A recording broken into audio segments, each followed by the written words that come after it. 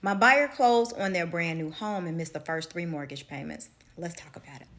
Hey y'all, hey, my name is Joy Bailey. I am a licensed mortgage loan officer in Charlotte, North Carolina, licensed to do loans in a bunch of different states. And on here, we talk about the good, the bad, and the ugly of home loans. And baby, this thing was ugly. It was disgusting. I almost wanted to vomit. So the buyer reaches out to me because they were denied for a loan with another lender. I say, I think I can do it. The debt to income ratio was too high.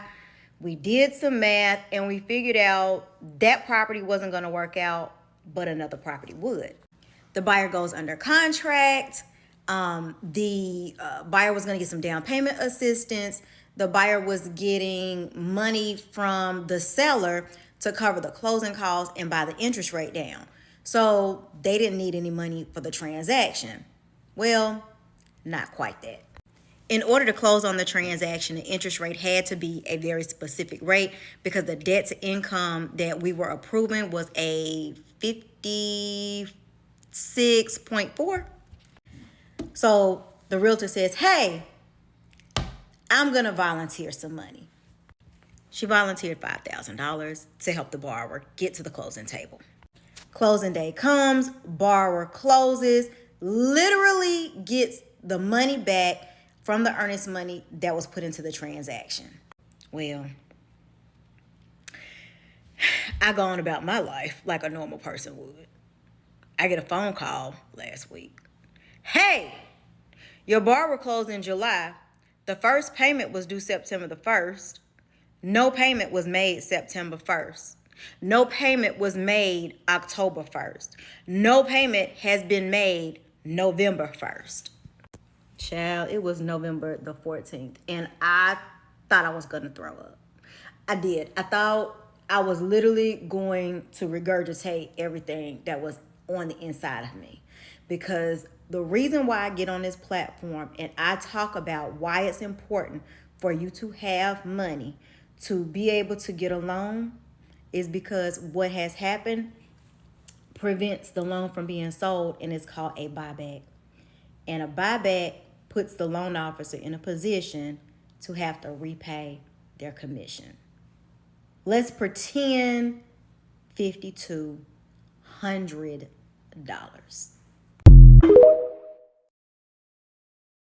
Can we boycott rent and mortgage? Because since y'all don't want to properly boycott, like, the big corporations in these stores, can we boycott? Like, if y'all want some immediate ripple effect type stuff, like, when the first come, nobody pay mortgage, nobody pay rent. They can't put us all out. They can't. They could try, but they can't. Be prepared to be the community that you want in your life. But can we at least boycott rent and mortgage? I will gladly keep 2 stacks in my pocket, because y'all not trying to get out in these streets and drag him out of the White House by his toupee. Him and all his cronies, because it's not just him. Can we not pay rent? That's all I'm asking. Can y'all hold it together and not pay rent? They can't put us all out. Girl, ain't wrong, man. We got people like myself sometimes who've only brought in $3, $4, maybe $5,000 a month. But we got $4, $5, $6, $700,000 homes. The math ain't math. Payments getting missed. People also not wanting to give up their lifestyle. And knowing you gotta sacrifice some things to pay some bills, but not wanting to. So it's a lot going on. But hey,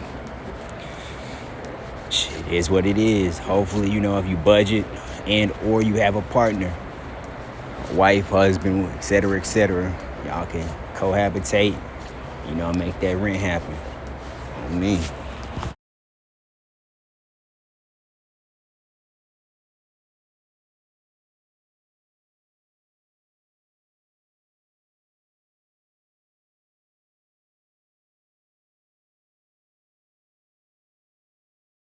People can't even save up money to put down a down payment, and then they realize once they got the down payment, that's all they got is the down payment, not anything else to go into the house. If you don't pay your mortgage for 2 months, It will kill your credit, but after the 2 months, if you pay off the bank, it's like nothing happened. You just move on. Try to do that with your landlord. He will never forget it. This alone should be a reason to rather get a mortgage than keep on paying rent.